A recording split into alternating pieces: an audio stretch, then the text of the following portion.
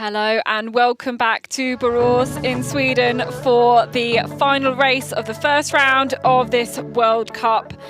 And it is the sprint relay. It's always a really fantastic, exciting, gripping race. We have a team of 2 men and 2 women to head out into the city centre of Borås. You can see a lot of pictures of it here, and through some of these parks as well, to tackle all their courses. And in about an hour's time, we'll be able to tell you who the winner is. Over the last 4 sprint relays in the World Cup, we have had the same nations in the top 3, not always in the same order, but Sweden, Switzerland and Norway dominating over the last year and a bit. And Sweden and Switzerland dominating for even longer than that, to be honest.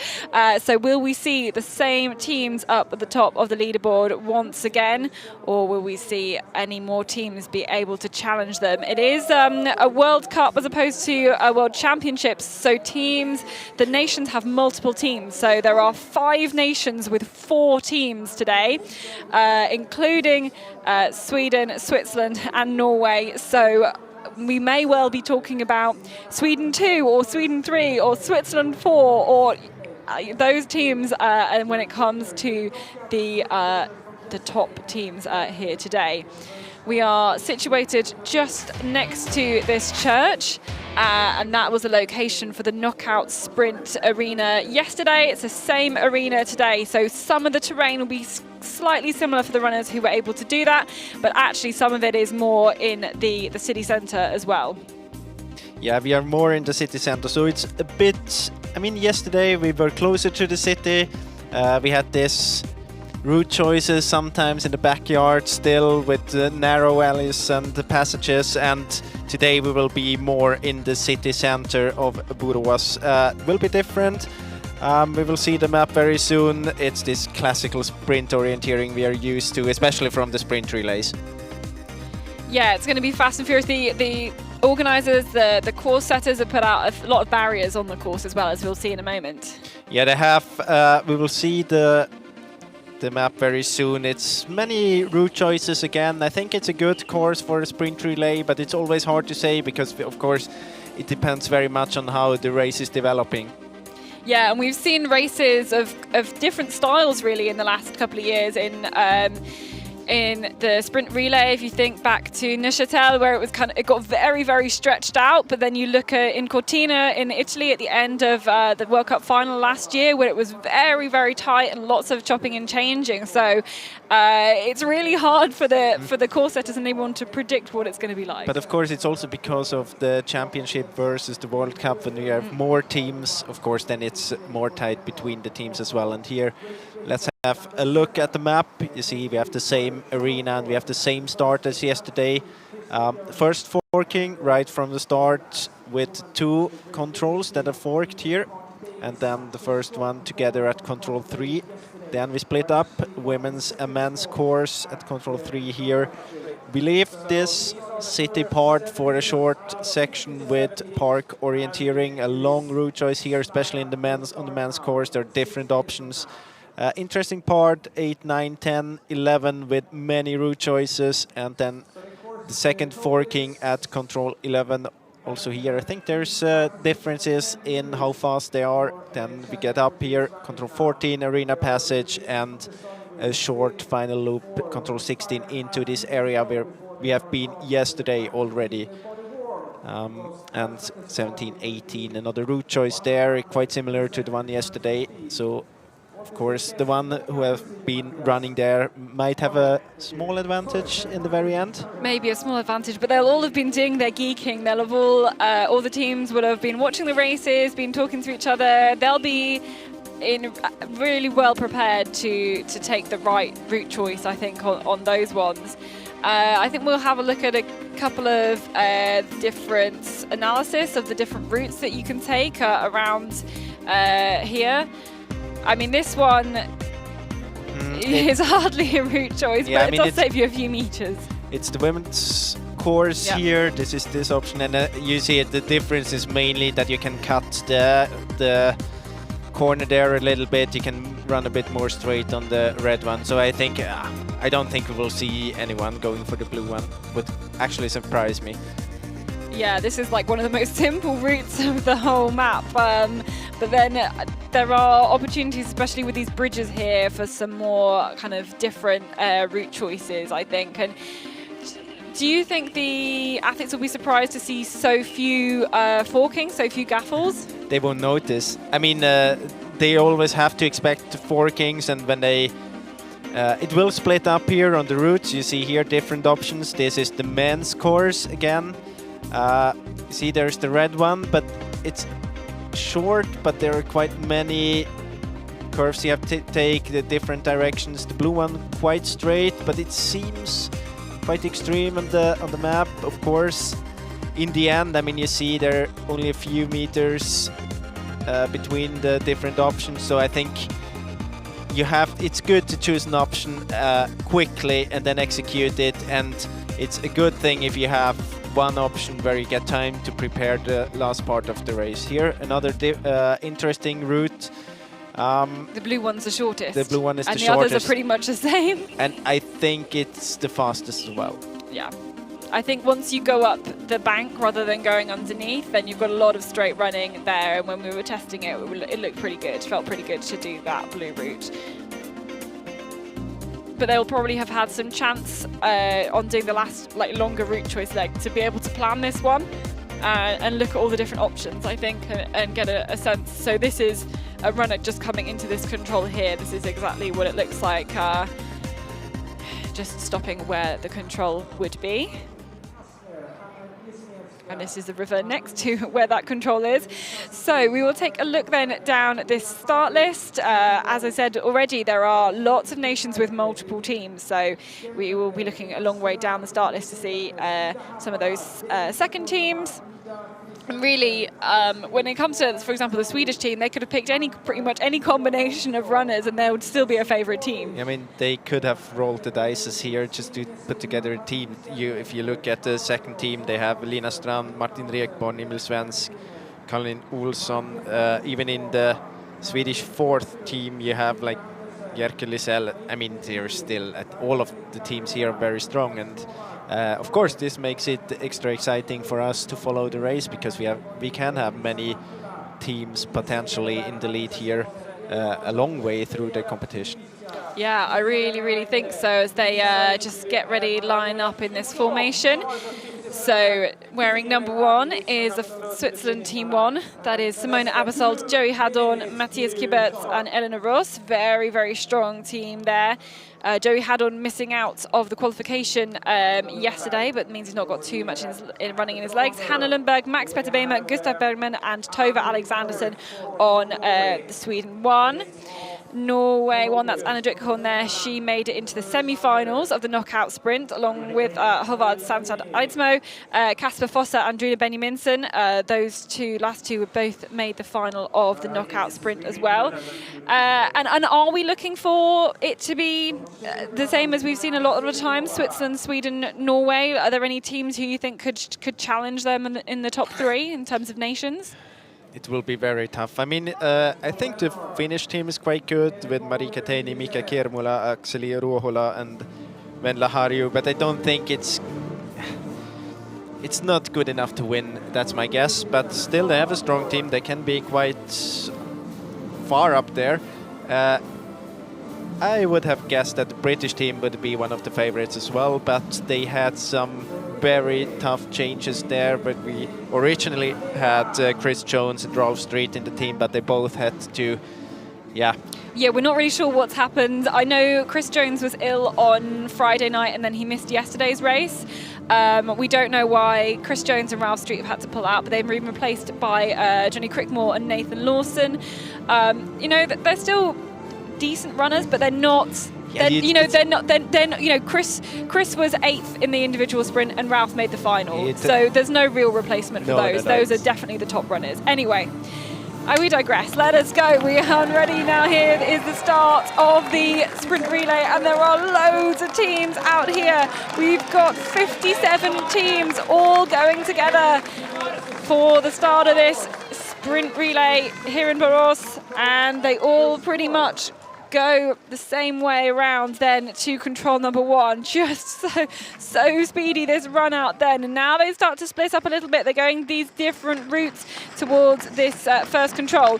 And this first control is actually forked. So there are 2 options, and maybe you want to take different route choices depending on which forking you have. And I mean, it's a special situation with 57 teams on a mass start on a sprint race. It's very nervous, it's very tight, it's a lot of action on the first meters. Then you have this passage here, and then you go through a tunnel, and I think it will be very narrow there as well when they all get together again. Here we see small mistake, and here we see the runners from the other options. Anna Lundberg, Marika. Yeah, you want to go down this ramp here. So we had 2 options, and we think the one we saw everybody punch at, that's control A. I think that's a little bit shorter, this forking, so it's quite good to have the long one first. You want the short one last, I think. I see the control there. It's one from the second loop. Now we follow the runners to the B option. So you can see a few people just missing kind of the ramp down the underpass. There were the 2 options, A and B, and then you've got A and B, the other one as well. You see if you have B, it's a very good option to go there, where we see Sweden and Finland, Anna Lundberg and Marika Teini. And then here you get the option to cut over this building there, but I think it's better to go around because you have the stairs. But here we see that they split up, Sweden and Finland. So we will get the answer on that question very soon. And they go down these stairs. So some of them will still have a control to punch on the right, and then this is the third control here. So at the end of the forking, this is the third control, and everybody grouped back up at this point. It's hard to get a chance to see who is in the lead. If we can see as they stretch out there, we know Switzerland was near the lead. They have Simona Abersold, and Team 1 is up there, I think. But it's really hard to follow exactly who is leading this section. We have a short recap from this first section. You see control B, and you see the control A there, where we saw a few of the runners who had to go to the right before getting back to control 3. And we see also the Czech Republic there going all the way around. And here on the GPS it looks as if Switzerland had a good start. I've just pulled up some of the radio controls. It looks like Sweden 2 with Lina Strand, Switzerland 1 with Simona Abersold, Sweden 3 with Sarah Hagström, Netherlands mixed with New Zealand team Yves van Dongen, Italy 1, Katarina Dallera were all up there together at the start. Those were the top 5 going through the control number 3.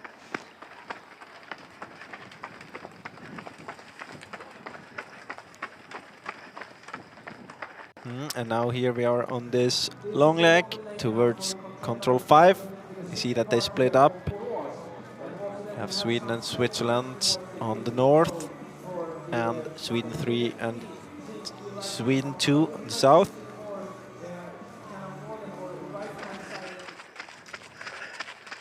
So this is the northern route following Marika Teini. I think that's Charlotte Ward just up ahead. And Simona Abersold, I think they're in that group as well. So we've caught up a little bit. So the other runners there. So this is the slightly faster option, it seems. There we see the others. Here they come. Here we go. Here's the leader. Looks like Hanna Lundberg. It is indeed for Sweden 1, as she's managed to get a little gap then here over the second place team. Here is the control that they will punch. Control number 6, just up this route here. And so we have Sweden 1 in the lead. I think they're in second place is the British team with Charlotte Ward. I think Simona Abersold in third place. I think Lina Strand for the second Swedish team was also up there as well. And I think, I mean, we were talking about this team selection of Team Sweden. And I think it's a very good choice to have Hanna Lundberg on the first leg here in the first team, because it's kind of the last chance to test her. If you look at the coming World Championships, she's never been running the sprint relay in the first team. And of course, I mean, it's one thing, she could run the second team here as well, but it's not the same thing regarding the pressure and everything. So I think they definitely wanted to test her. Of course, she's good enough to run in the first team, but it would have been very risky to put her into the first team the first time at the World Championships. Yeah, we've had Sarah Hagström often being the second woman on the team for the first Swedish team. So yeah, I agree. It's a really good idea to try and change that. Okay, so they split up again, and this looks like a very good route for Hanna Lundberg here. This is the one we think is the quickest. Yeah, let's see. She will come around the corner here, and the other ones will come from the left side into the picture. There are a few more runners. Lina Strandos there as well, on the same route. So we have Sweden 1, Sweden 2, Great Britain, and is it Yves van Dongen? I think it is Yves van Dongen from the Netherlands. Yeah. And then Switzerland from the other route there. Losing a bit of time, I think, there. Yeah. Yves van Dongen's going to hand over to Tim Robertson on the second leg. So really could be really good. I think that's a good route choice by Lina Strand. Yeah. So Switzerland there, so it was only Hanna Lundberg. And it's a bit, if you go back there, there's many construction areas. It's quite difficult to navigate. They put up like a maze there. Yeah, it will feel like a maze when you're around there. There are so many alleyways that are blocked off, and this is a much simpler route. I think it's also shorter. So you see them on the bridge, the background there again. So let's see here, you see that there are many artificial fences. You can see that Hanna Lundberg all the way to the south. There is an option there to go between those artificial fences. I just want to pull up some of the times at control number 9. Interestingly, we have Norway 1, Anna Dritkorn down in 14th place. She's 26 seconds behind, so that's really interesting to see. We expect Norway to be one of the top teams. Of course, they've got Kasper Fosser on the third leg, so they'll be able to pull up. But here we are behind Charlotte and Lina Strand.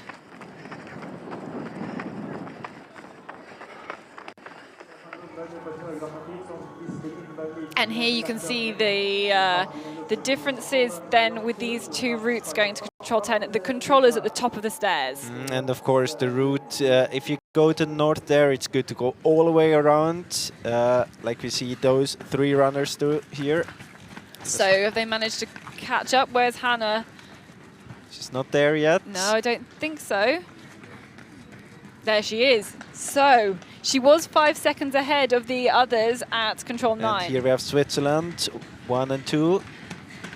Simona Abersold and Eline Kempele. Marika Daney for Finland 1, Finland 4 up there as well. The third Swedish team, Sarah Hagström.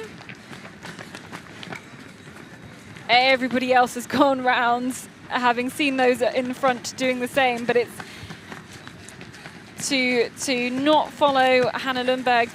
You know, if you came to that 9th control, 9th, 10th control second, and you've got to choose the option of not following Hanna Lundberg, that's going to be quite interesting. Let's have a replay then. You see that Hanna Lundberg is going all the way to the south around, and you see Smart there. Yeah, you see that it's a smart move to go all the way to the north, avoid this maze, many turns, longer route there. And here we have the next forking. There's also an option to go south from control 10 towards the D option.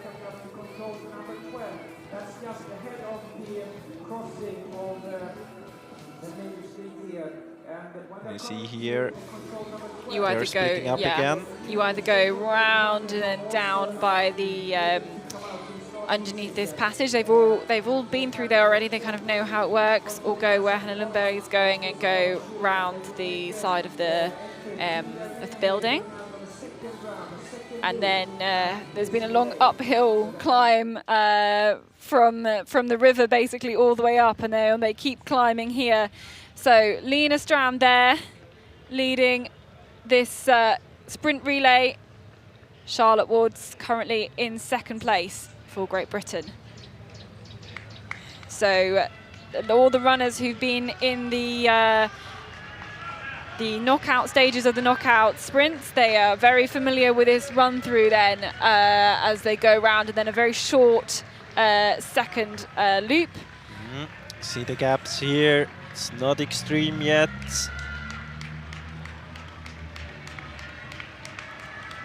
Don't have all the punches here shown in the picture. Don't have the time for Switzerland, for example. No, I think there is a delay in the time coming through, but here is the leaders, back with the leaders again. Time stopped at the arena passage and not at the control down there. So 25 seconds. From Sweden and the second team. Vi har svensk ledning, svenska andra laget.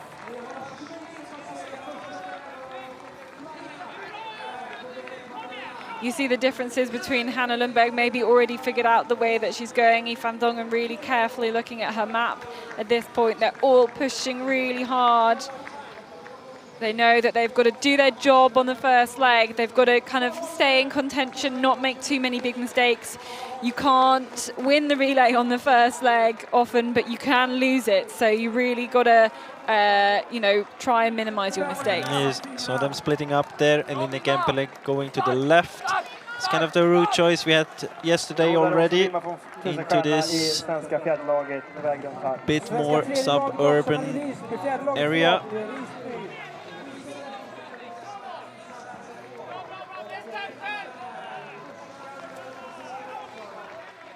This is Lina Strand, still in the lead here. It's not many controls left here, it's just one to the left here. And then there's the route choice to the last control.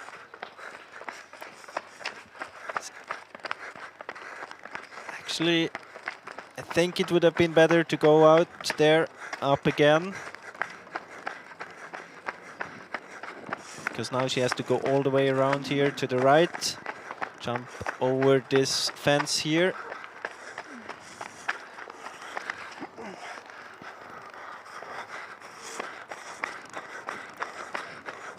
Let's see if the others will manage to get a bit closer here, because I think it's faster to go to the left. Yeah, when we tested it, it looked quicker to go to the left, partly because you've got that fence crossing as well. It's really tough, but here she is.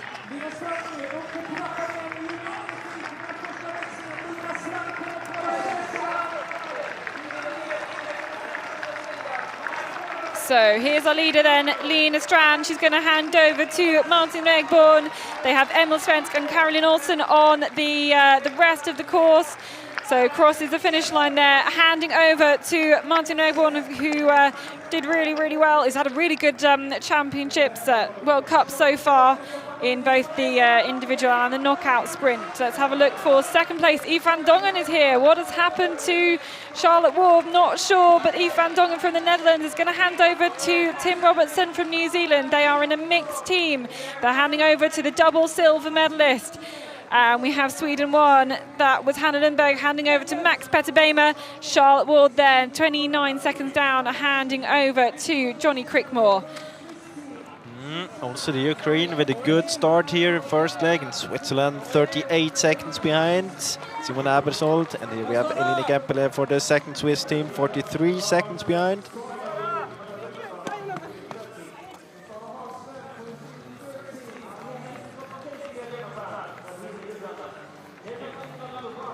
But an impressive gap there for Lena Strand, really. She managed to do that one really well. Can we see why Charlotte Ward loses some time?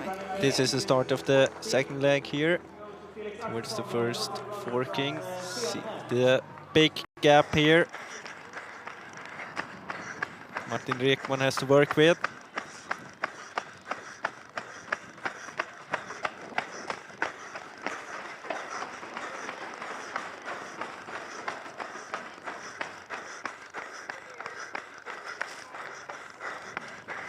the gap was 22 seconds. And you know, he's going to have some idea, a little bit of an idea, you know, waiting in the arena, figuring out what the gap is, and he'll have some idea about what his job now is on this second leg. Yeah, of course. I mean, in situations like this, he turns back up there again. He doesn't see any other runner coming. That's very convenient. Now he's running up this building here, this parking lot. We did see on the first leg that it didn't really matter if you were running all the way around or over this building. Here we have Tim Robertson and Max Bitterbeimer.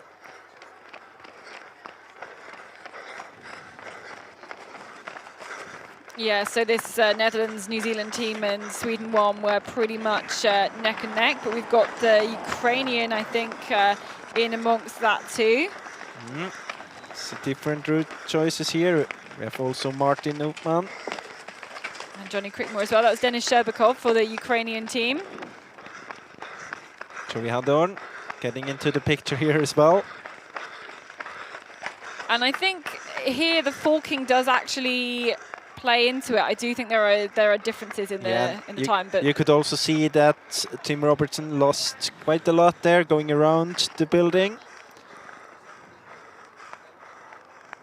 The gap is a bit less compared to the beginning, but not very much. You can see how much Martin Hubman was looking around as he came out of the little gap in the building, really looking really closely. Here we are in a part we haven't been before. He would have been allowed to jump over the fence there. Now the others come here. They didn't see him go out of the control. And what is it like with you know, this group together? They're all they're going to be working together to try and catch the leading team. Do you want to be running by yourself here, or do you want to be running with a group? I don't think it matters so much because yeah, you can run there, Martin Drekborn. I don't think it matters so much. They have to focus on themselves because you never know when there's a forking coming. Sometimes it's good just to keep the pace high and to really push hard to have the others around. You get a good feedback if your pace is good enough or not. But otherwise, I mean, it's very convenient. You don't have to stress a lot when you're in a group. Is it a mistake here? No. I think it was just the GPS tracking doing a bit of crazy things. For Sweden? Yeah. Yeah, no, I don't think it was a mistake. So here you would have had the option to go to the left as well. I think they will go all the way around to the right. Let's see.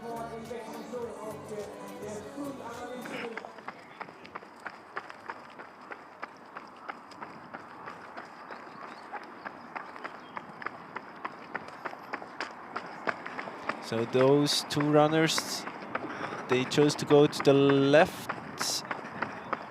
And we see that Martin Hubman is there as well.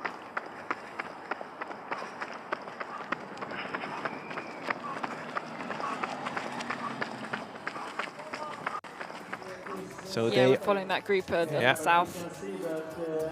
You see the tail is 15 seconds, so Martin Drekman lost a few seconds here in the first part. I think the route is good to go to the north there.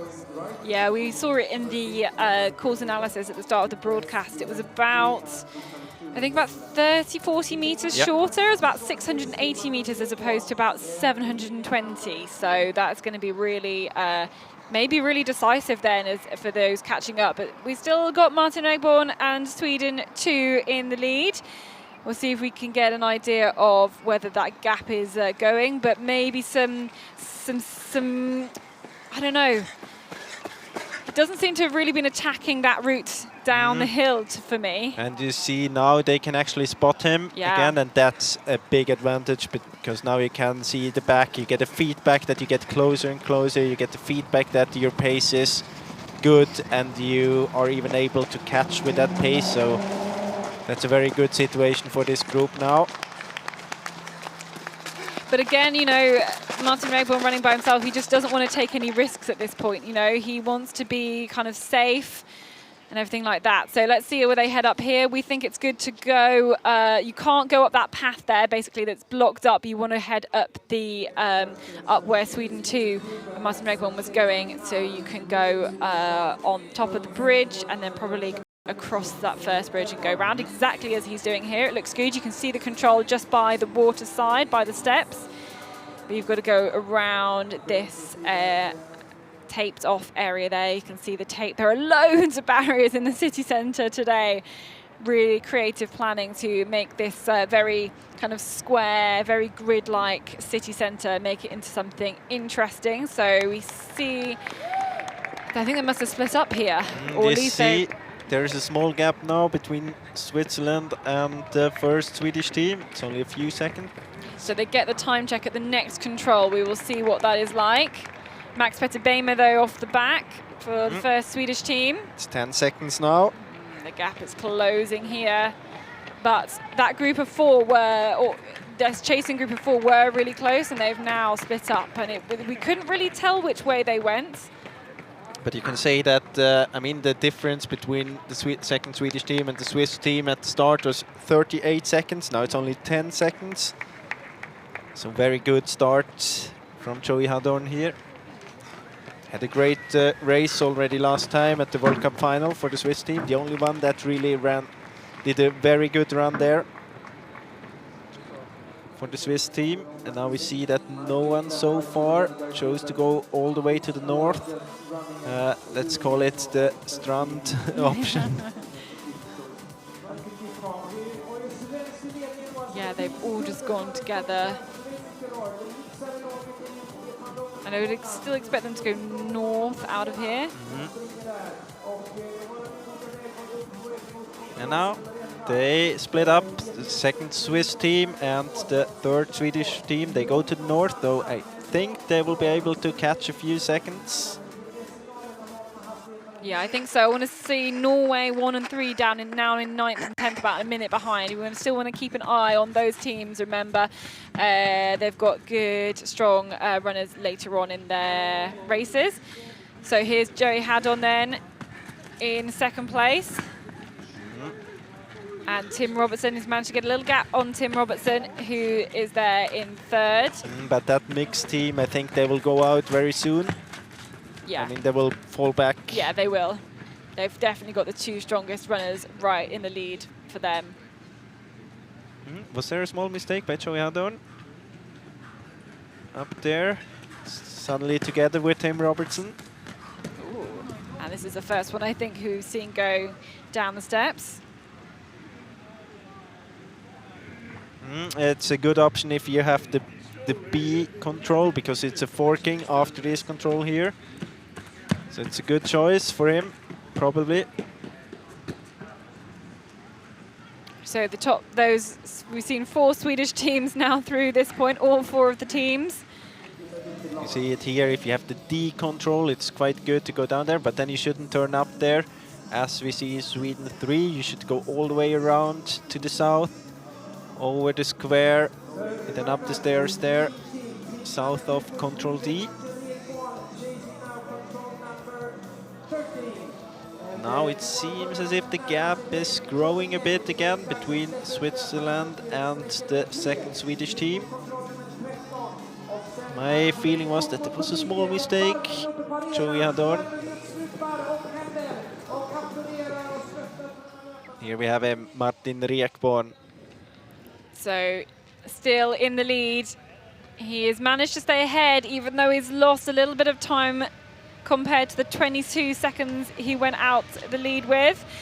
So now there's just this run through here, and these teams are chasing hard. They really are. Looks like, I think it was a little mistake from Joey Hadorn that the others have managed to catch up a little bit. The British team has fallen a little bit off the back there. All these really strong runners. And this is a good part of the race for Joey Hadorn. A lot of uphill, tough running here. He's such a strong physical runner. But the gap now is 16 seconds again. We had it down to 10 seconds just a few minutes ago.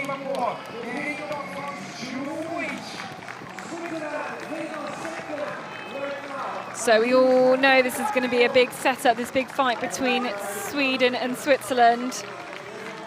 So that's the gap we're really, really looking for.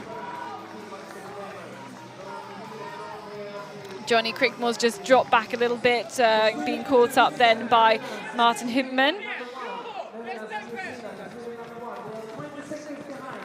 Just really looking at this loop, and if you ran any of the semi-final or the final, they've been in this section before.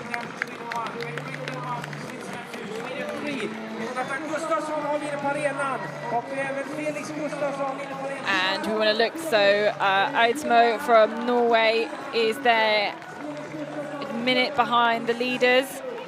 They are the 5th place nation, I think.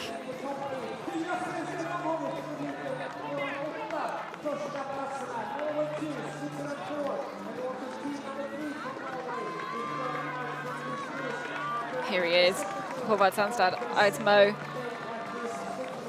Currently the fastest Norwegian team. They've got Kasper Fosse, then Andrine Benjaminsen as the 3rd and 4th leg runners. Didn't see Martin Rekborn here. Björnvich we had on. Small mistake here. 1 or 2 seconds. Going down here as well. You can cut through the other side of that building if you wanted to as well, but not really that necessary.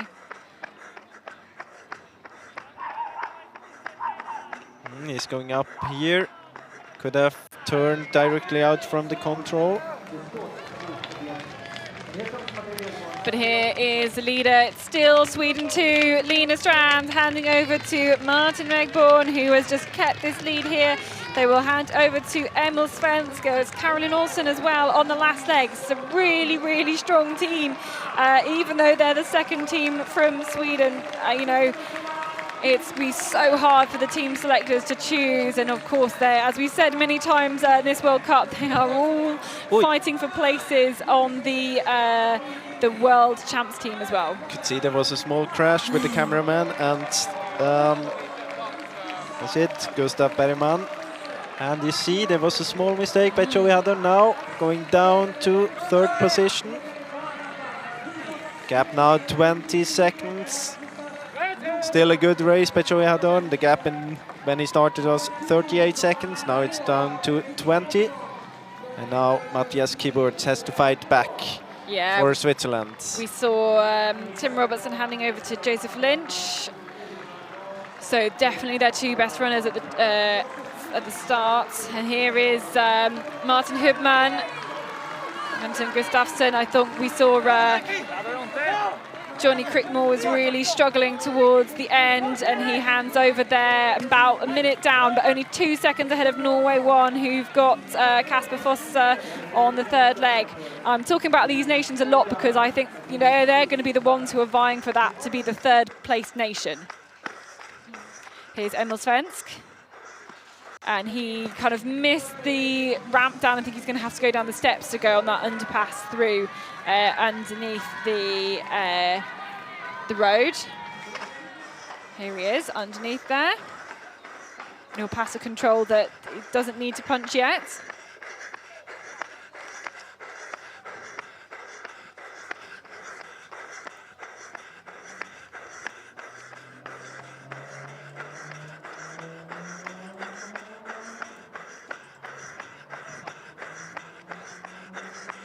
And he still is in this area with the forking.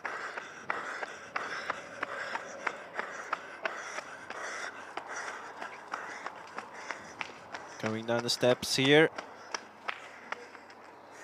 towards the control B there. Here is Gustav Bergman already. He was started 16 seconds behind, so he was able to catch quite many seconds here on the same option, on the B option. See it here. We have Switzerland as well, but they are a bit behind still. Also on the B option, good start by Gustav Bergman.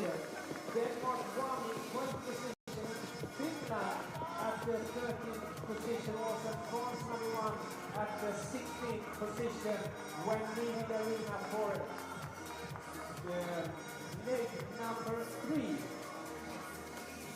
This is Matthias Kubert's going to number... No, I think I wonder if he's going round the You can see the split set control 3 there, so it's 23 seconds. He started 20 seconds behind. But of course he was on a different forking there. Here we are, control number 4 then. No hesitation through this one. To number 5. There's a little bit of a route choice to number 5, and then you've got this longer route choice across the water.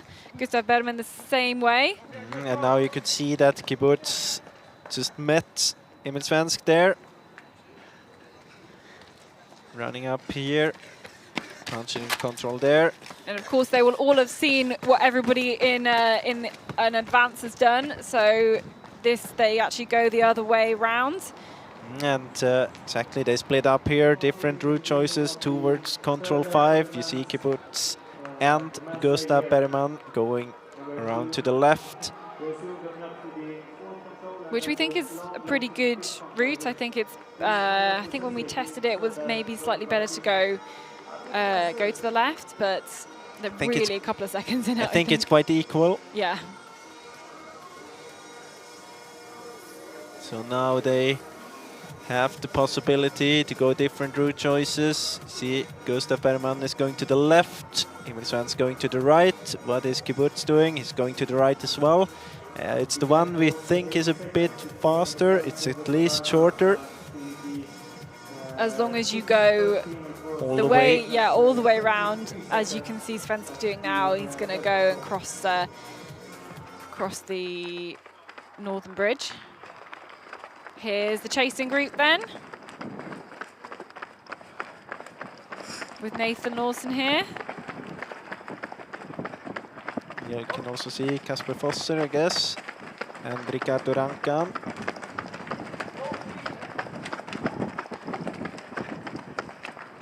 And they've got to go across the roads at all of those crossings.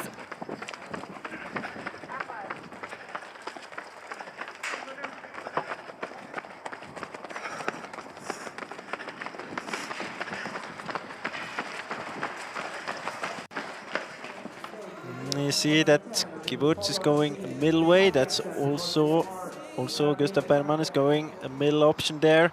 Here we have Emil Svensk, who I think has taken the best option here, really, so of all of them. It's really good. It looked like he was being caught up by a few seconds, but I think this will have put him back in a good commanding position again. Where are the others? They might come from the opposite direction, I think. Yeah. There we are. They are right. Here's Gustav Bergman in second place. Definitely lost a few seconds here. Where's Kibbutz? Here he is. Now we got the chance to see the others. But so he lost a few seconds here. And then, so the top 3, and that's the chasing pack, I think, from 4th onwards.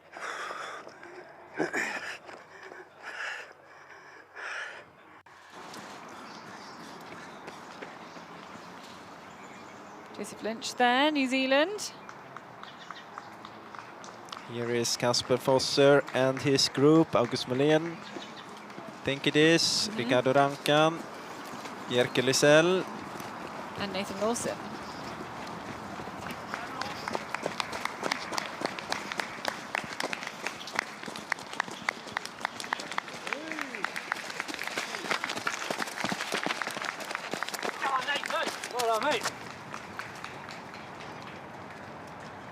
Here we are already after this route choice. You see Gustav Bergman coming in the background there. Feeling is that he might... Ooh, Emil Svensk has stopped. He's trying to decide which way to go. I think he's made a good choice, but there's a couple of seconds wasted there, and Gustav Bergman is going to follow him. And no you could see that he just took the back, lift the head, and just... You can even see as he was approaching this control, you can see now looking to the right, Matthias Kubertz is doing the same. He's spotting that control, so he knows exactly where he's got to go to the next one, and now we'll concentrate on the next leg. Once you can see the control, it gives you that opportunity to go. But the gap is growing. It's 32 seconds now. At the start, there were 20 seconds between the Swedish and the Swiss team. Oh! Ow, I felt that. That was painful. Just was reading his map, and I think that Nathan has kind of lost a bit of the back of that group now from 5th place onwards. Yeah, that was hurtful. For sure. He will feel that tomorrow.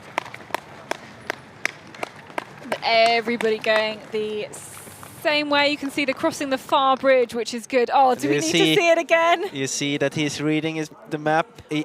Oh. But let's be honest, a bit lucky that he doesn't hit this pole with his knee. That would have been even worse, at least for continuing this course. You see the tail here, 10 seconds, so the gap between Emil Svensk and Gustav Bergman about 10 seconds. And if we look back at some of the chasing nations, we've got Finland are 1.5 minutes down, so to Denmark, France a little bit further down as well, if we're just looking at the top place nations. And we see, let's see where Gustav is also going out there. Oh no, they've all gone this. Oh, have they all gone the same way? Yes, I think they have on around this top loop. Let's see if Kibbutz is going to the south here from this control. Bit depending on which forking he has, of course. Yeah, no. It's also going up there again. I think because that 11th control is at the top of the stairs, you really don't want to have to go down. But I think all of them, they have this option where it is, you see here, they are splitting up. Jerker Lusel, Kasper Foss are going down the stairs, which, yeah, I think if you do have a different forking, it's a good idea. But it seems as if Jerker Lusel is going to the left later on, and that's not a good option. You should he should continue over the square there. Here's the second Norwegian team.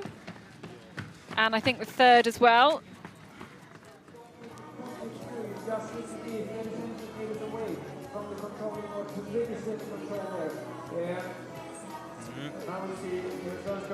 Kasper Foss crosses the main square to get to his control, but we are now ready to take the arena passage. And still it is Sweden 2 with the lead. Emil Svensk doing his job. Here's the gap. The gap is maybe grown again a little bit more, I would guess, to Gustav Bergman, who I think likes it a little bit flatter and faster. But that's most of the climb done now. Here is the third place team. And it is Eleanor Ross on the last leg for the Swiss team. Matthias Kibbutz working really hard here. Been trying really hard to chase down the Swedes. We'll get the time check though at the control, and it's still about, that's pretty similar to what it was before, I think, about 33 seconds. But it's still, the gap is very big. There is, I mean, they have to do mistakes almost in the lead there, or at least choose unfortunate route choices here on the last leg in order to lose those 33 seconds. And Fossa then 1:04. They lost some time. That's my feeling.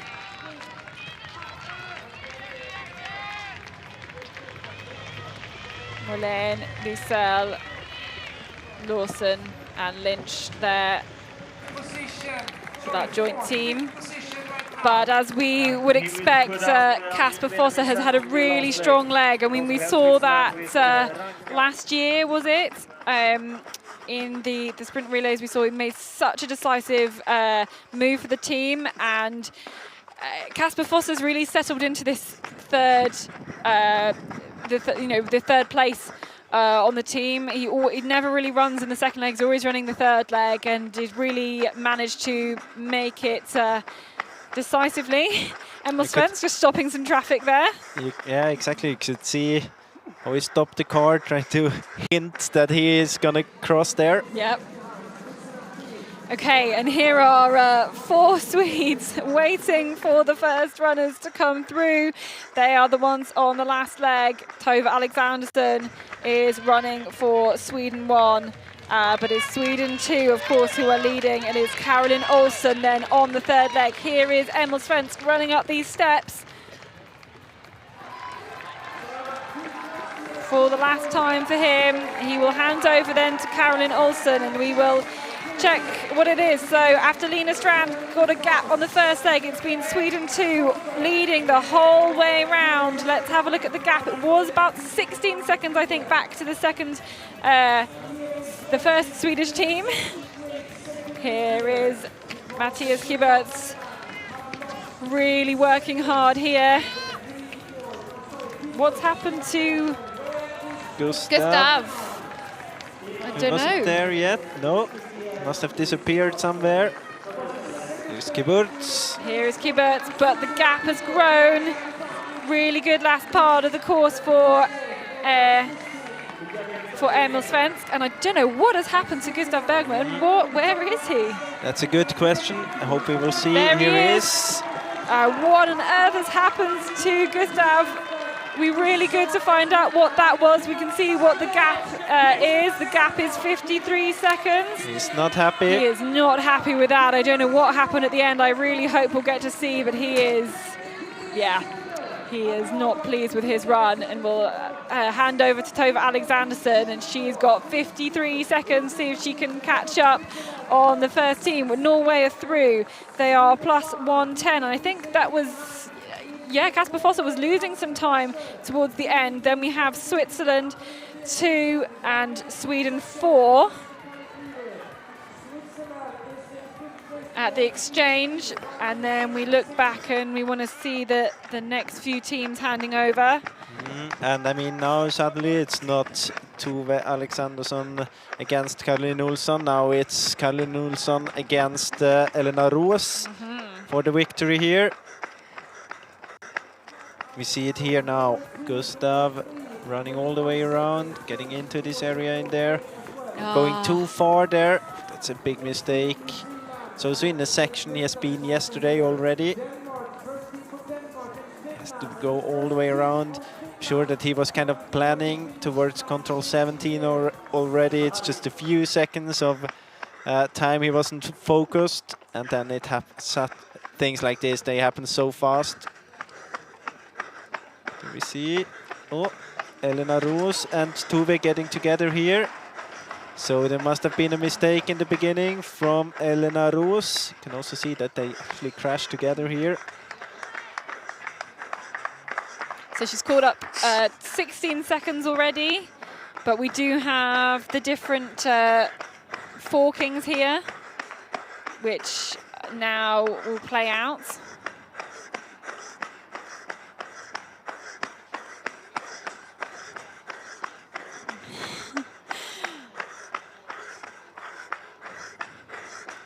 Hopefully all the drivers around here know there's a World Cup sprint relay going on. Come on. But the interesting question is, where is Caroline Olsson and how was her start? We have her here. Time is ticking. More than 30 seconds since she punched this first control. So it was for sure a good start for her. Here she is. More than 40 seconds now the lead. It's huge gap here, 45, 46 seconds. So Alexandersson and Roos together.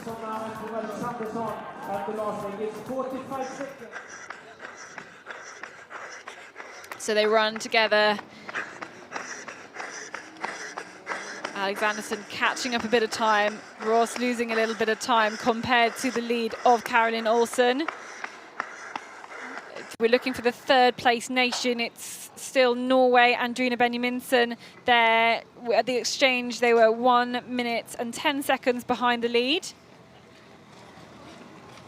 They were there, 1:18, 1:22 for Switzerland too, and now they're splitting up here.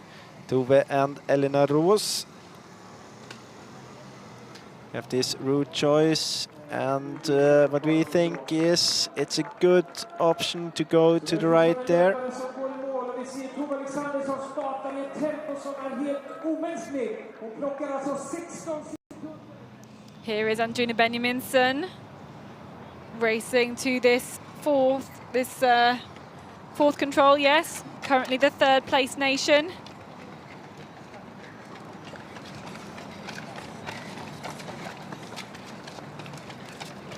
It really splits up here. Here's the fourth place nation, Megan Carter-Davies on the last leg. But back with Tove Alexandersson, who is working hard to try and catch up Caroline Olsen, but will the 53 seconds be too much? You can see that it was faster, the option Alexandersson had, so there's a small gap compared to Elena Roos, and you still see this big gap between Caroline Olsen, who we have in the picture here, and Tove Alexandersson.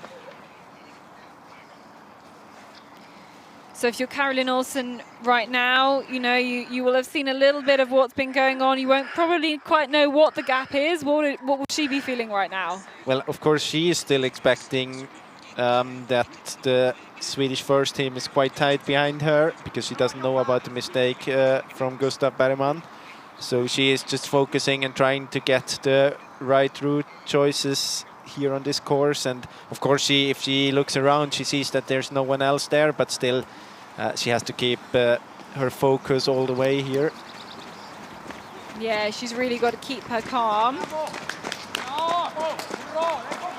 These little sections through the park are fairly straightforward. There's a few controls in a row. You can pretty much look up from this one and see the next one, but then you kind of know that there's a bit of a trickier one coming, and Caroline Olsen, she's taken a good route choice then here to this next control. This is the way we want to see the runners going. And then not this control, but the one just the left off the picture is where we will get the next time check, and we can see what the gap was. It was about 46 seconds. And it's also where we know that it is good to go all the way around to the left. Let's see what she will do here. Reading the map carefully.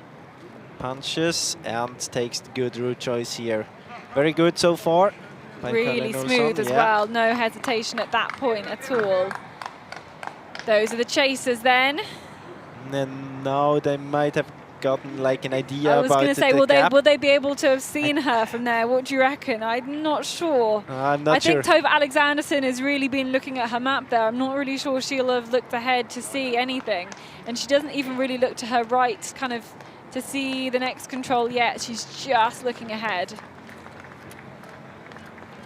But she does look behind her to see where Elena Roos is. Let's have the time check. Is there any difference? But no. The gap is still huge here, 44 seconds. And it's not so much course left. And they were less prepared than Olsen at this course, I think. But she's not going the best option. Route. No, I don't think so. You want to go to the second bridge along, not the first bridge. So let's see what the chasers will do to Alexandersson and Elena Roos. We also see Andrina Benjaminsen running over the bridge. They're the British team going under a bridge to get up there, going all around the building. It's not a very good option. Here we have Benjaminsen in the picture. Gap now. Almost 1.5 minutes. So losing time then compared to Olsen. And it was 22 seconds between Norway and Great Britain. I think that might have increased, maybe.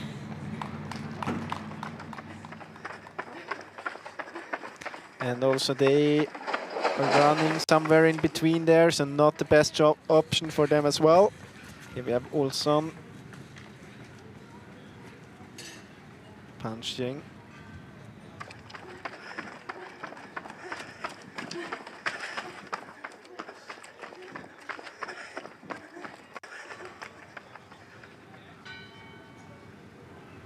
So we're waiting for the second place team. Ah, they split up. They split up, yes. Let's see what's faster.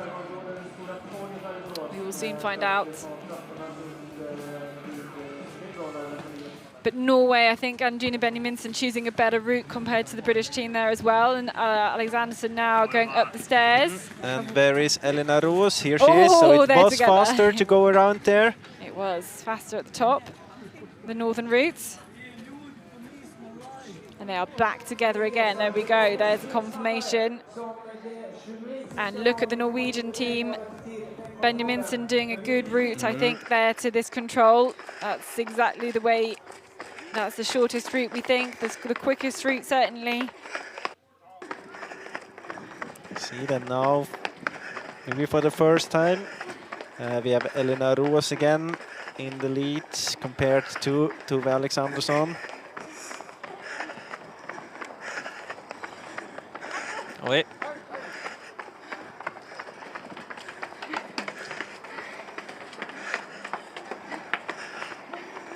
Taking the uphill here, split up again. Maybe different forkings here. Okay, my guess is that Elena Roos is the D option. Then it would have been a good thing to go all the way to the south, right from the control. And here we have the leader.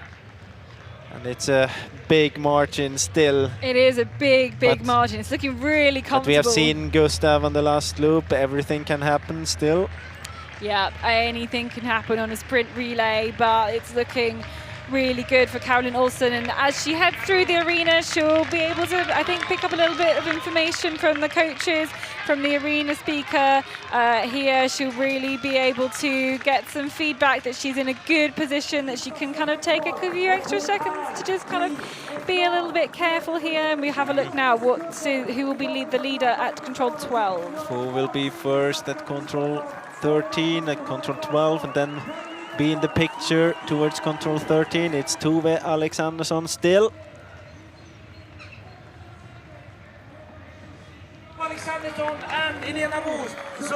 So let's have a look at the gap. It was about 44 seconds, but we don't take the time from here, we take the time from the next control, and Caroline Olsen has had a stormer of the final leg for Sweden too. She is gaining time on the others all the way around. She's had a fantastic anchor leg. But it's really going to be still between these two here. They don't want either of them to settle for the third place here. As they are cheered through, they've lost even more time on the lead. Both these runners are incredibly strong.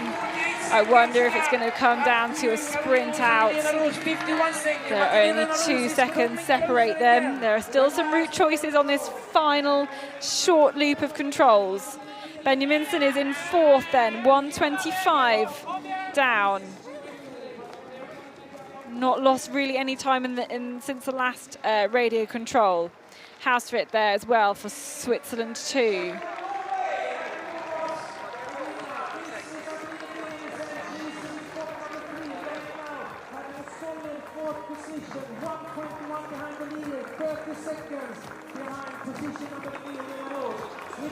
It's been a really good, strong leg, consistent leg for Benjaminsen. She was the anchor leg on the winning team.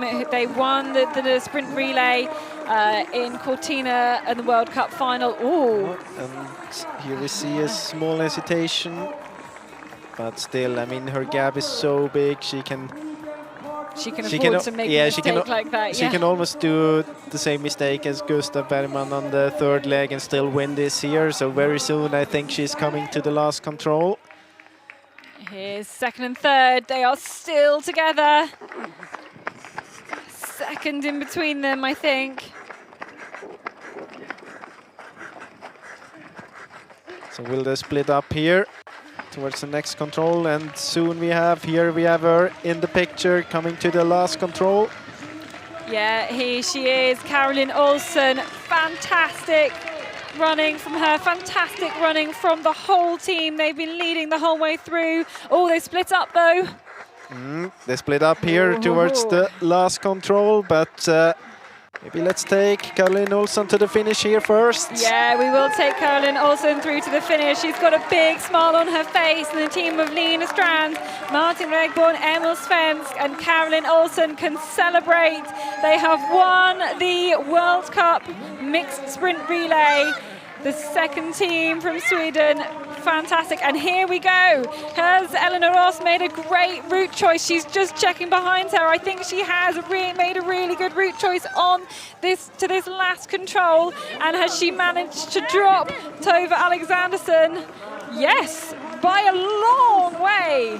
A really long way. I'm not sure what happened to Tove Alexanderson on that final part. She nearly crashes into somebody. And Eleanor Ross, it didn't come down to a sprint finish, it came down to some really good orienteering at the end. I want to know what happened to Alexanderson, because I don't think that time was just lost on the route choice. She must have made a mistake in there as well.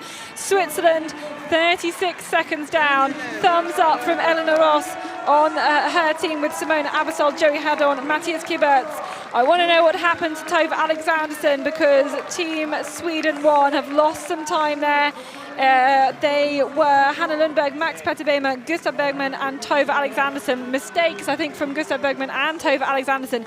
Here, though, is Norway going to be the third place nation. Andrina Benjaminsen on the anchor leg, having run with Anna Dyrkhorn, Hovard, Sansad, Eidsmo and Kasper Fosse on the third leg. They are in fourth place, and we will still look at some of the other teams, I think, finishing as well. We've got a couple of the Swiss teams. Here's Sabine Hauswirth.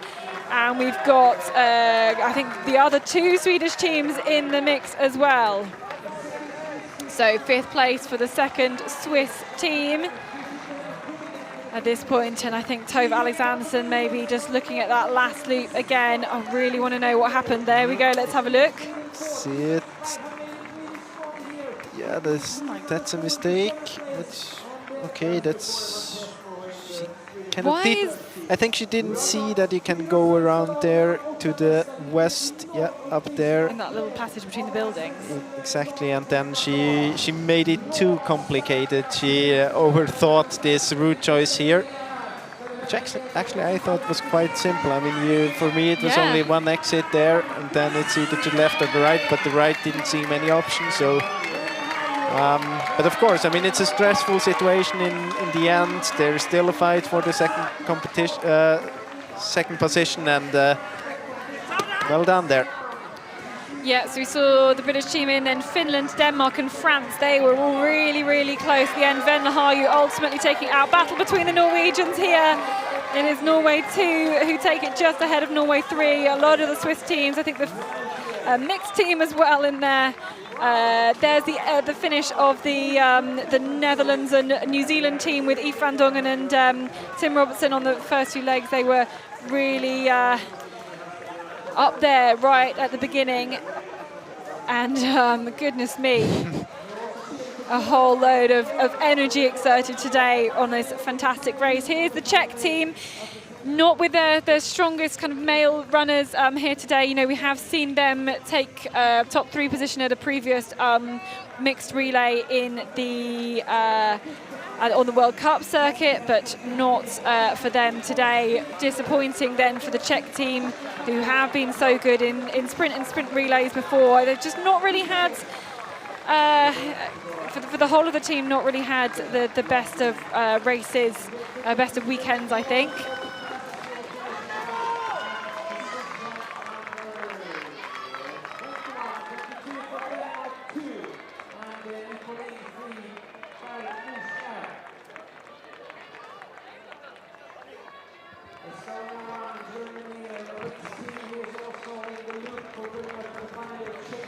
But if we reflect again on the, I guess, on the top 3, we see some more of the teams through here. We will. I mean, was this a surprise for you? I mean, it was not a surprise because we had Sweden and Switzerland in the top, and very decisive first leg by Lena Strand. She made a gap there. She had a big gap already after the first leg. Then there was this moment when we had the feeling that maybe Joey Hadon gets the chance to get in contact again. And for me, the decisive moment really was when he did this mistake out from control 11 when he got up the stairs there, turned to the right too early and had to go back. And it was kind of the moment when he lost the contact to the second Swedish team. And for me, those two things were decisive. So the very good first leg and then this moment with Joey Hudden, which it is a pity because he had a really good race otherwise. But this moment still, for me, it was the key for this relay today. And we have seen that many times before.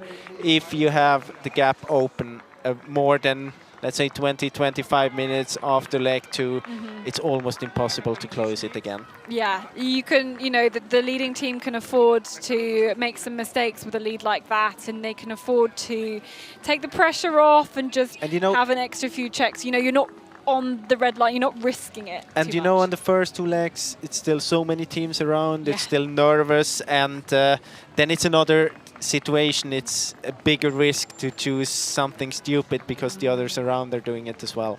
Yeah, but you can look back here at all the results. There's competition for these places in those top 20, people really fighting. It's so fun to run a mixed sprint relay like this, especially with so many teams. A load of the runners really enjoy this this head-to-head fighting. I think we will hear, though, from the winning team. Yes, I'm here with the Swedish team. Lina Strand, you ran the first leg and made the gap that decided the relay. How did you experience your leg?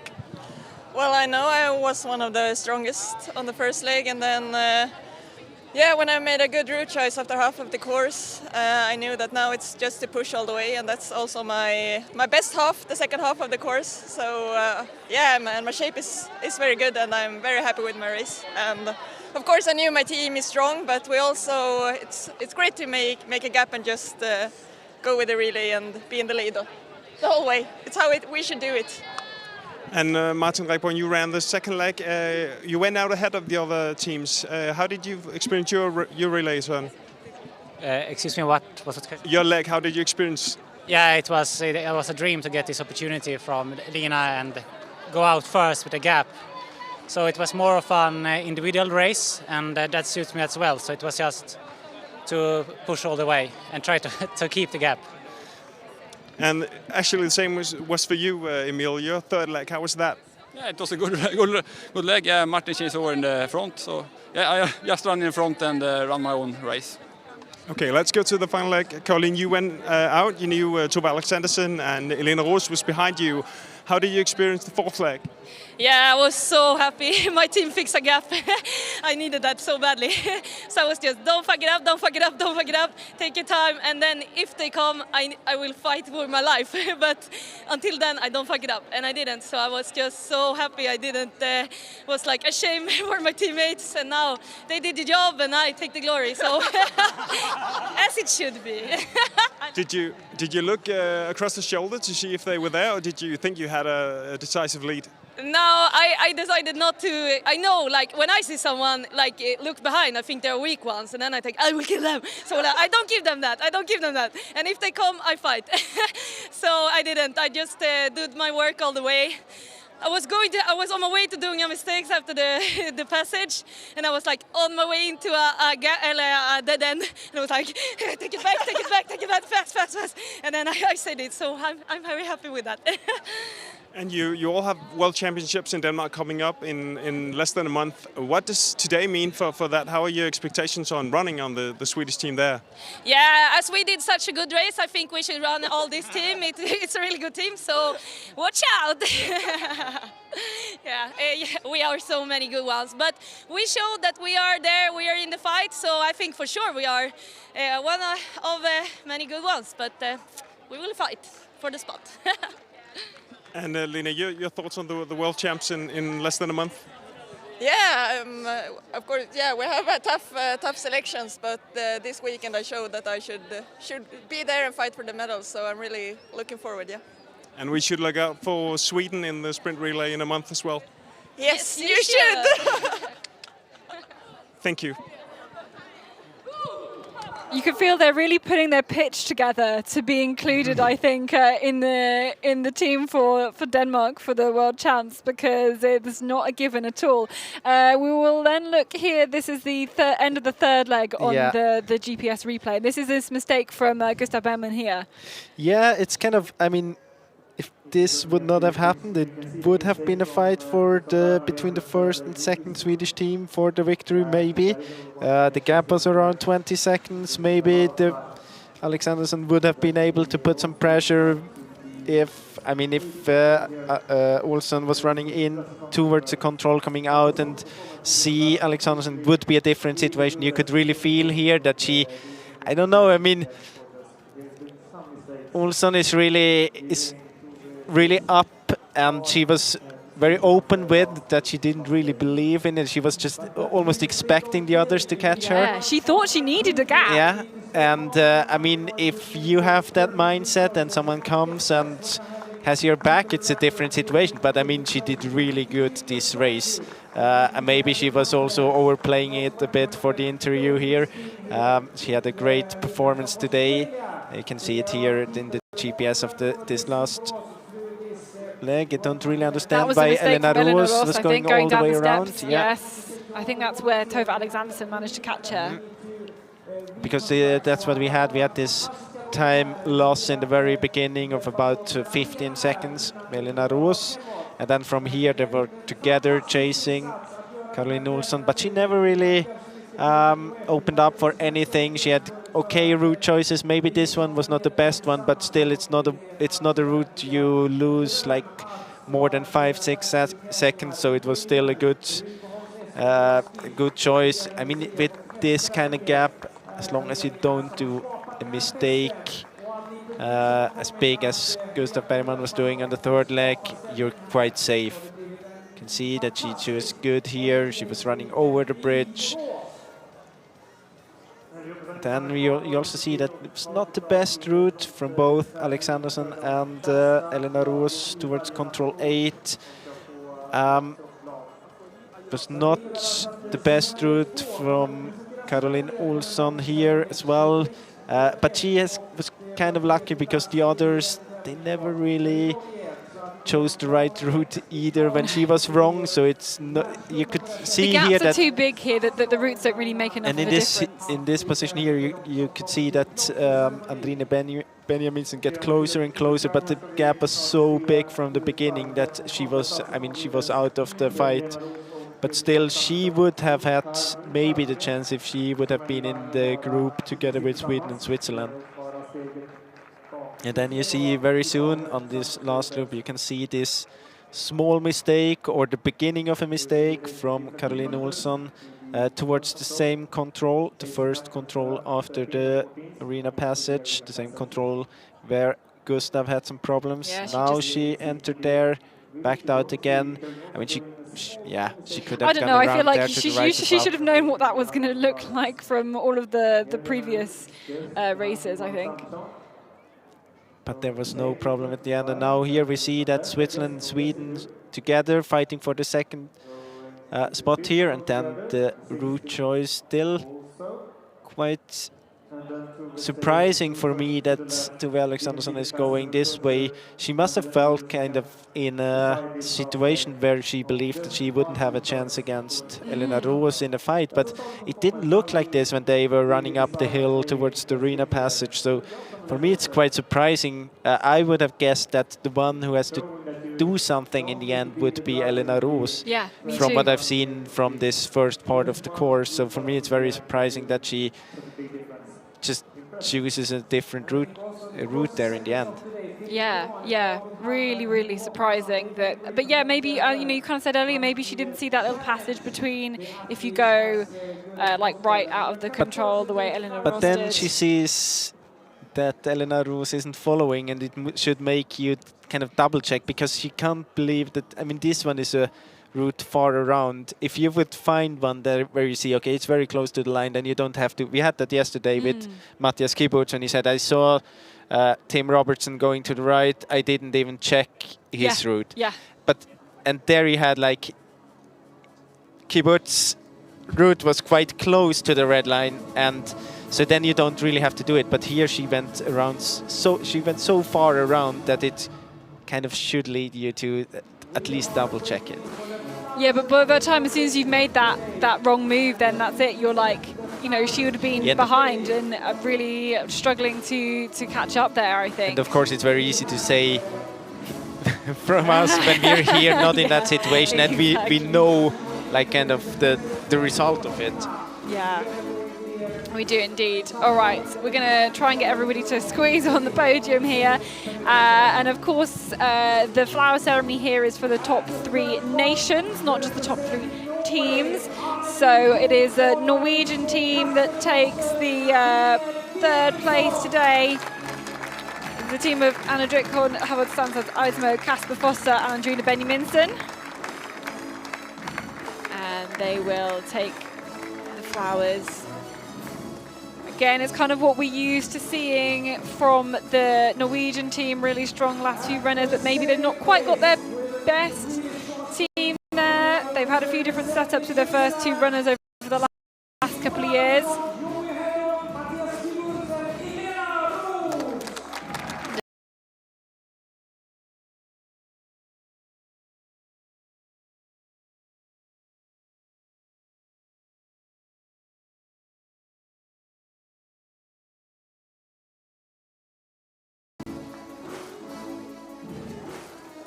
And what about this Swedish team? They were so happy to, I think, have not just won, to have beaten the other Swedish team as well. They really want to put their case forward to go to the World Championships, where, of course, there will only be one team representing Sweden. And for me, to take out of that interview, the confidence from Lina Strand. She said, I know my shape is good. You know that once I got a gap, I can hold it out. I can hold it. She was really had a lot of confidence from what she was saying there, which, you know, is well deserved. She's had her best ever result from a sprint race with that individual silver medal. The men on that team just knew they needed to do their job, which they absolutely did. And then Caroline also, I don't think she needed as big a gap. She had such a strong race, but obviously that gave her the confidence just to be able to attack that. And she's such a character, is Caro, that it's always interesting to hear what she's got to say. But to come back to what you said about the importance for Lina Strand for this, for the coming World Championships, I mean, she was not in the first team because of Hanna Lundberg, who is kind of the shooting star. And now, of course, she had to kind of, you can really feel it both by her, by the result today and by what she's telling after the race, that she wants to put pressure on the coaches. I'm there. I did a great performance today. And then, of course, I mean, if you look the results from the last, also national competitions, international competitions, you could find reasons for both Hanna Lundberg and Lina Strand, but in the end, Lina Strand has done it before. She's been running championships, and with this race today, I think she really needed that to show that if I'm running the first leg, you know what you get. You know you get the experience. You know you get this second part, which is my special part, and I don't care if you put Hanna Lundberg against me, I can beat her anyway. So that was very important for her, and now it will be very difficult for the selectors to choose a team there. Yeah, that's going to be so tough. Or at least, no, maybe it makes it much easier, because now you have the result that you can choose the experience and have and have the evidence to back it up. Exactly. Yeah, exactly. We will run through a little bit of the standings. Tim Robertson topping the standings there, the Kiwi, and we will run through those. What do you make about the 3rd place, the 4th place team? If the British team had been at, I guess, full capacity, what do you reckon? It's so hard to say. Yeah, of course they would have had a very good team. They had quite a good start. And I mean, we still had Nathan Lawson in the fight for the top position, even with this team. So, but at the same time, he's like Megan Carter-Davis, she didn't do exactly a race as yesterday, so it's very hard to say. It's just speculating. Maybe it would have been good enough for a top 3 or 4, maybe not. I think it will be different for the World Championships, because then you don't have all these teams around that help maybe make a gap as well. If you have, I mean, if you have 4 runners and there's a small gap, if you have 4 runners in front of you as an individual runner, it's much more difficult to close it compared to when it's only 1 runner in front of you. So maybe that will help the British team at the World Championship, but then, yeah, of course, we always talk about that. Then they have all 4 of them at the start line. Yeah, so I reckon then it's going to be a completely different, distinct characteristics then for that World Championships sprint relay team. And let's look forward a little bit to the World Championships. We've got a couple of minutes to do that. It is the first ever all sprints, so sprint-only World Championships. It was meant to be 2 years ago. It's been delayed by 2 years. You know, the Danes have been really working hard to do the preparation, the promotion, the training ahead to this. And we're going to have the knockout sprint for the first time at World Championships, the classic sprint as well, and the sprint relay, a bit more spread out the program. Who is going to be going into this with the most amount of confidence? I mean, first of all, it's different.